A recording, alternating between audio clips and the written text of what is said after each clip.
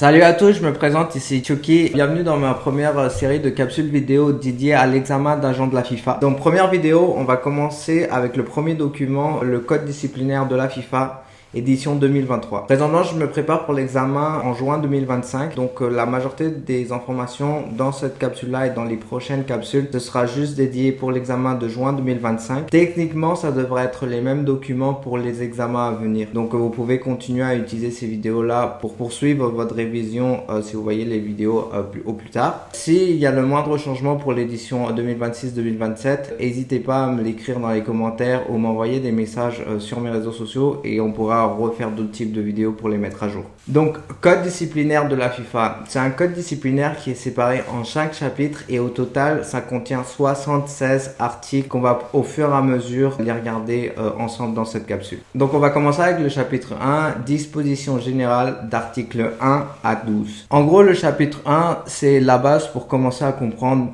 en quoi consiste ce document-là. Ce document sert à décrire les infractions à la réglementation de la FIFA, détermine les sanctions qu'elle entraîne, régit l'organisation ainsi que le fonctionnement des organes juridiques de la FIFA. Bon, en gros, il y a beaucoup de blabla juste pour dire qu'il faut respecter les règles qu'elle impose. Donc oui, si on fait une action que la FIFA considère une infraction, il y aura une punition qui en suivra.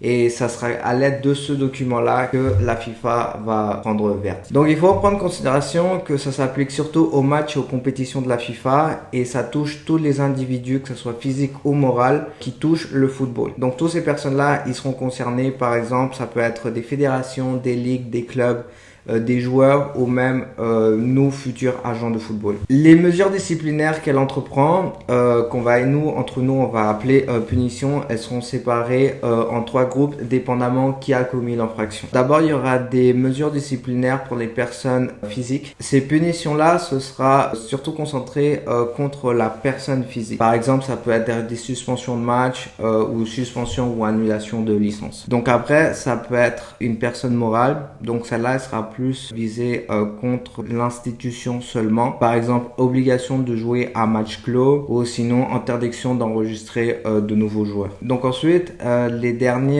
mesures disciplinaires que la FIFA peut imposer, ça peut être contre les personnes morales ou physiques et ça peut être simplement des mises en garde, des retraits d'un titre ou une amende. Cela, elles peuvent être vraiment pour les deux spécifiquement. Les autres précédemment, c'est juste moral ou juste physique, alors que celle-là, elle va vraiment être pour les deux. Bref, la FIFA peut aussi imposer des amendes à payer. Ces amendes peuvent varier entre 100 et 1 million de francs suisses. Pourquoi en Suisse? Eh bien justement parce que la FIFA est située en Suisse, donc c'est beaucoup plus facile de les mettre à la monnaie locale. On arrive à l'article 8. Toute infraction va toujours être sanctionnée. Si vous n'aviez pas fait exprès de commettre une infraction, vous ne saviez pas que vous avez enfreint quelque chose, vous allez quand même être sanctionné. Vous pouvez même être sanctionné si vous aviez l'intention de commettre une infraction.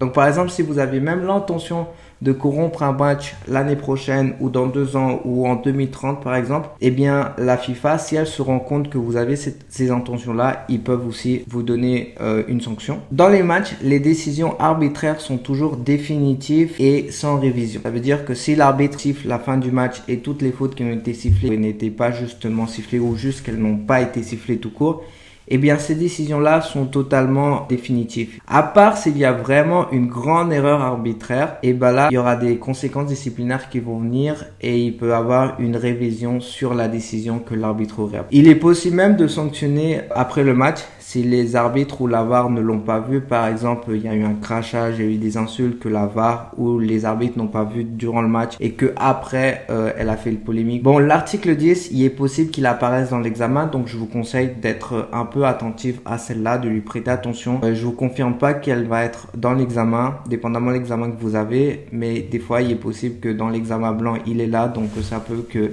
il apparaît sous. L'article 10 signale que les infractions qui n'ont pas été signalées ont une date d'expiration pour être réclamées. Donc par exemple, si après un match, il y a eu une insulte ou un crachage justement qui n'a pas été signalé sur un joueur et le joueur il veut faire une réclamation, et bien justement il a un délai pour faire cette réclamation là. Donc là on arrive à 2 ans infraction commis pendant un match, à 10 ans pour violation antidopage, transfert international de mineurs et manipulation de match, et 5 ans pour toute autre infraction. Attention de ne pas confondre le temps de punition, donc le temps que peut durer une sanction, avec le temps d'expiration qu'elle peut être réclamée, cette signalisation.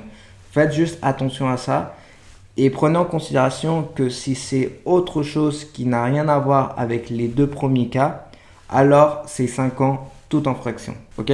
Donc si vous avez des questions, encore une fois, n'hésitez pas à commenter, écrivez-moi en privé si vous tombez sur mes vidéos et vous avez encore des questions, ou même si vous avez l'intention de faire des révisions, vous ne savez pas encore comment faire, écrivez-moi, on peut faire une révision ensemble, on peut regarder ça ensemble. Moi personnellement, en ce moment, je me prépare, donc si moi j'ai des types de préparation, ou même si j'ai des documents qui pourraient vous aider, que même moi j'ai fait, que même moi j'ai créé, je peux vous les envoyer, j'ai pas de souci à ça, on est là pour s'entraider et c'est totalement gratuit. Et pour finir avec le chapitre 1, la FIFA veut que tout le monde signale immédiatement toute action louche et qui coopère de bonne foi lors d'enquête ou lorsqu'il remarque qu'il y a quelque chose qui ne va pas. Chapitre 2, infraction de l'article 13 à 29. Donc bref, nous avons vu l'introduction du document. Maintenant, nous allons voir les infractions. Quelles sont les infractions que la FIFA condamne? Bref, la FIFA est assez stricte sur le comportement des joueurs ou du staff technique, de l'entraîneur ou des officiers en jour de match. Ces personnes-là, justement, peuvent subir des suspensions ou payer des amendes s'ils commettent des infractions, s'ils ne sont pas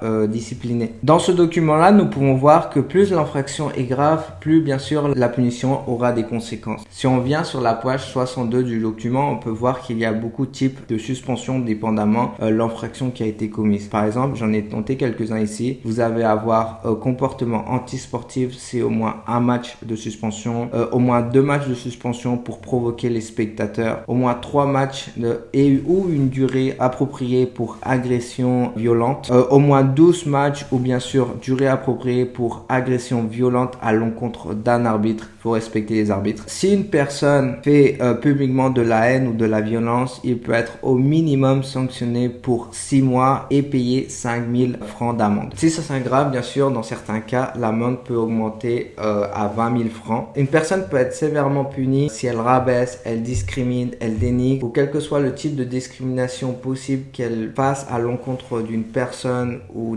d'une institution, que ce soit sexuelle, handicap, religion, pays, conception politique, langue. Cette personne-là pourrait être sanctionnée d'au moins 10 matchs ou sinon d'une durée spécifique. Bien sûr, si c'est les supporters qui sont eux responsables de ces mauvais gestes, alors là, ça sera le club ou la fédération qui sera tenu pour responsable et devra payer les conséquences. Si c'est la première fois que ces fans-là commettent ce type de gestes antisportifs discriminatoires, c'est le club ou la fédération qui devront payer un minimum de 20 000 francs, plus réduire le nombre de spectateurs pour le prochain match, qui est déjà arrivé et vous savez très bien qu'il y a eu plusieurs cas liés à ça. Il arrive souvent que la fédération ou les clubs reçoivent d'autres types de suspensions. Par exemple, ça peut être une réduction de points, perte de matchs par forfait, jouer à des matchs à huis clos et d'autres types de sanctions qui peuvent leur tomber dessus. Bien sûr, les clubs et les fédérations peuvent d'une certaine façon faire réduire leurs sentences s'ils mettent en place des programmes pour lutter contre discrimination. Ces programmes-là doivent être approuvés par la FIFA et doivent comporter 3 points clés pour qu'elles soient acceptées. Premièrement, ils doivent au minimum faire des activités pédagogiques. Deuxièmement, ils doivent instaurer des mesures de sécurité au stade plus stable, donc améliorer la sécurité. Et troisièmement, ils doivent avoir de partenaires de soutien pour la cause dans laquelle il y a eu la discrimination. Par exemple, s'il y a eu des chants homophobes, être avec des partenaires qui soutiennent la cause LGBTQ+.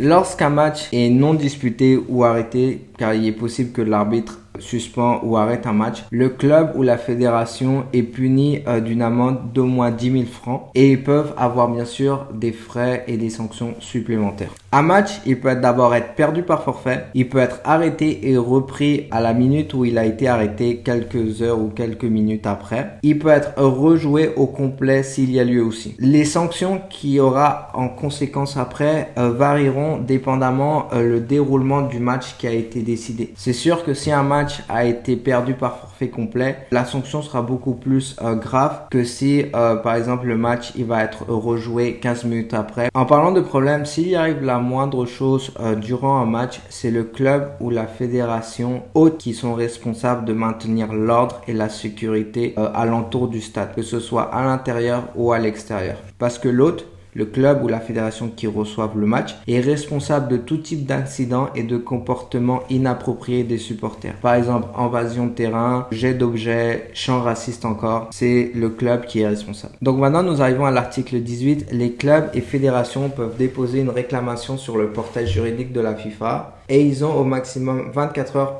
après match pour faire leur réclamation. Une réclamation n'est pas totalement gratuite. Il faut payer 1000 francs, mais elle est remboursable si la réclamation elle est acceptée. Bon, techniquement, un joueur qui a reçu une suspension, il n'est vraiment pas autorisé à jouer. Si le joueur il a d'une certaine façon l'audace de jouer, le match il est perdu par forfait et il y aura une amende minimum de 6000 francs et des sanctions supplémentaires peuvent s'ajouter juste sur le joueur. Vous savez, j'aime bien l'article 19, la manipulation des matchs et des compétitions. Et la FIFA est très sévère avec les matchs truqués. Les sanctions sont très sévères. Si on vous découvre que vous avez manipulé ou corrompu un match, vous avez d'abord une interdiction au monde du football. Donc vous avez l'interdiction de travailler dans tout domaine du football pour 5 ans. Et de plus, vous devriez payer une amende minimum de 100 000 francs. Et en cas de cas grave, ou si c'est pas la première fois que vous avez été découvert à manipuler un match, vous pouvez être même expulsé à vie. Sachez que même les complices qui ont aidé à la manipulation de match, même si on n'était pas sûr d'être complice, peuvent avoir un minimum de 2 ans de sanctions et payer 15 000 francs. Tout le monde est dans l'obligation de payer les sanctions. Les personnes qui ne payent pas les sanctions au complet ou il y a eu un retard sur les paiements, il y aura bien sûr des punitions supplémentaires qui vont se rajouter. D'abord, il y aura un dernier délai de 30 jours qui va être donné pour qu'on leur dise que c'est vraiment la dernière chance qu'ils ont pour payer ces sanctions-là. Par contre, il y aura une amende de 18% d'intérêt annuel qui va être rajoutée. Si un club a l'intention d'enregistrer de nouveaux joueurs mais qui n'a pas encore payé au complet sa sanction, alors là, ils auront interdiction d'enregistrer des nouveaux joueurs.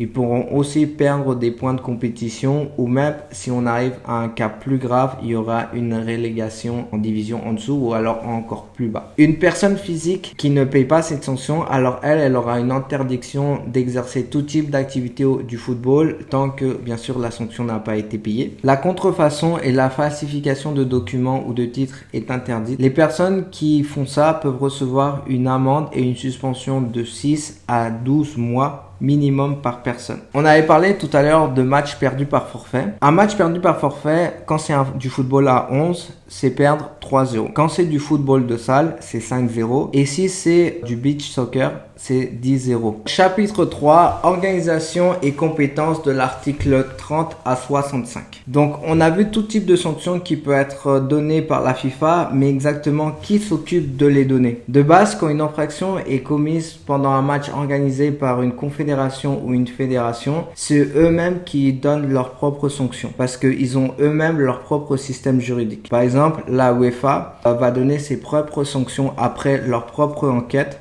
lorsqu'une infraction a été commise pendant un match, par exemple de Champions League ou sinon de qualification à la Coupe du Monde en Europe. Lorsqu'ils ont pris leur décision de la sanction qu'ils vont donner, ils doivent informer la FIFA et la FIFA, elle doit donner son approbation. Dans des cas rares, il arrive que la FIFA ne soit pas d'accord avec la sanction qu'ils vont donner et c'est eux-mêmes qui vont s'occuper à donner leur propre procès. Les procès juridiques de la FIFA, ils peuvent être faits par la commission de discipline ou sinon la commission des recours. Elles sont d'habitude composées d'un président, d'un vice-président et de plusieurs membres et ils doivent toujours être 100% neutres sur les cas juridiques. Il leur est totalement interdit d'avoir un conflit d'intérêts. S'il y arrive qu'il y a conflit, ils ont au plus tard 2 jours avant l'appellation à l'affaire d'informer la FIFA qu'ils ont un conflit d'intérêts pour qu'ils puissent avoir de changements. Lors des séances de procès, elles sont totalement privées. Elles demeurent tout le temps confidentielles et secrètes. S'il y a la moindre fuite qui a été donnée avant la fin, la personne va avoir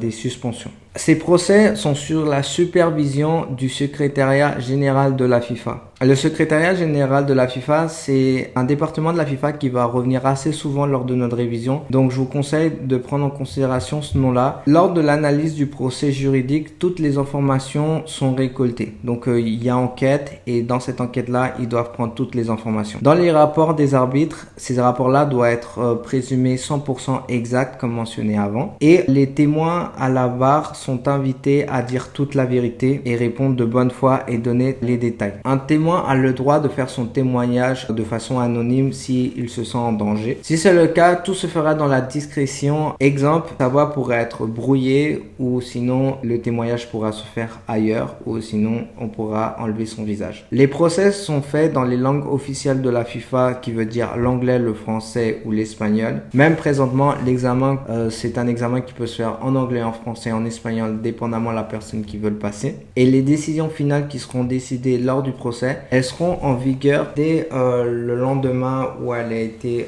ordonnée ou sinon au prochain match qui va jouer après ce procès-là. Si on revient à la commission de discipline, à l'article 56, cela résume parfaitement les compétences à la commission. Sanction à tous les manquements à la réglementation, une sanction aux infractions graves qui échappent aux officiers de match, étendre la durée de la suspension de match, prononcer des sanctions supplémentaires. Un procès peut être abandonné si les parties ont trouvé un accord, donc entre eux ils se sont mis d'accord comment le problème va être réglé, ou sinon si une des parties est dans l'incapacité de se conformer à rien. Par exemple, cette partie-là, elle est en faillite et que le club va disparaître, il peut pas avoir de procès parce qu'il n'y aura pas de deuxième partie, il n'y aura pas la personne concernée. Si on revient à la commission de recours qu'on avait mentionné avant, celle-là je vous la donne en devoir, lisez-la dans le document. Donc nous voilà au dernier chapitre de la révision, procédure particulière de l'article 66 à 71. Oui, c'est le chapitre 4 et j'avais mentionné au début de la vidéo qu'il y avait 5 chapitres, mais le chapitre 5, il n'est pas réellement pris en considération, en tout cas pour moi. Si vous, je vous invite à le lire, mais je vois pas l'intérêt de continuer la vidéo sur le chapitre 5. Bref, un joueur, un entraîneur ou un membre du staff, s'il est expulsé durant un match,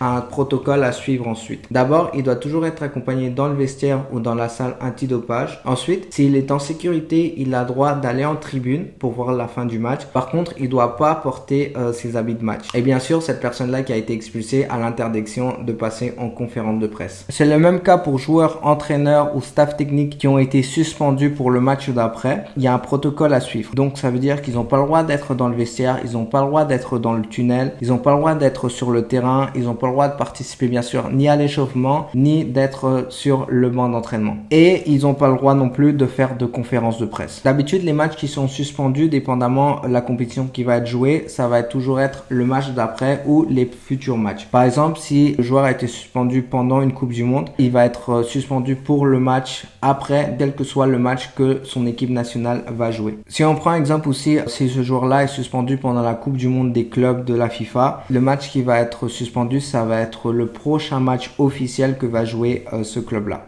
Bref, avec ça, je conclue la révision de notre première capsule vidéo dédiée au code disciplinaire de la FIFA. Je vous recommande fortement de lire le document, de lire au complet le matériel que la FIFA donne pour passer l'examen, avoir un visuel de comment le document est fait. L'examen, vous avez le droit au document. Les questions portent sur un article en particulier. Donc, en faisant votre propre révision, en sachant exactement vers où est-ce que l'article est, dans quel document ou alors dans quel chapitre il est, ça va vous permettre au fur et à mesure de sauver du temps déjà pour l'examen parce que vous avez juste 1 heure pour passer l'examen, mais en même temps vous allez être sûr du choix que vous avez donné dans l'examen. N'ayez pas peur à l'examen, n'ayez pas peur au document. Si vous avez une bonne révision et si vous vous préparez à temps, vous allez pouvoir réussir. Si vous avez le moindre question, la moindre préoccupation, si vous avez des ajustements que vous voulez faire sur mes vidéos, le moindre commentaire est accepté. Donc n'hésitez pas à m'écrire dans mes réseaux ou sinon vous pouvez m'écrire directement en commentaire. Donc sur ça, moi je vous laisse, je vais faire la deuxième capsule vidéo sur le code éthique. Et sur ça, à plus et bonne révision.